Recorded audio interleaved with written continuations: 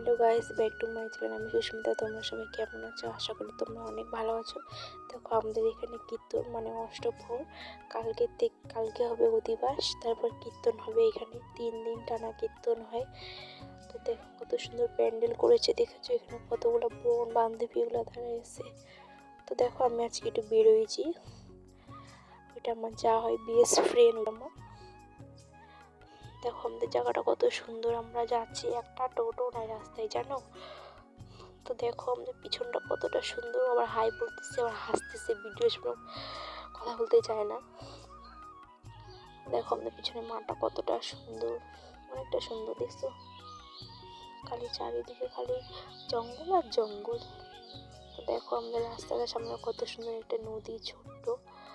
ওই পাশে দেখো ক্ষেতগুলোতে পুরো জল ঢুকে গেছে। দেখো আমি চলে এসেছি কসমেটিক দোকানে, কিছু কসমেটিক নিব। কীর্তনটা তো, তাই জন্য কিছু কসমেটিক নিব। তো দেখো চলে এসেছি কাপড় নিতে, আমার মেয়ের জন্য জামা নিব, আমার জন্য একটা শাড়ি নিব।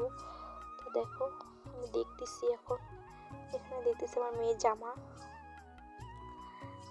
ভাবতেছি এই মিডিয়ার টপটা নিব। টপটা খুব সুন্দর, কিউট, খুব সুন্দর।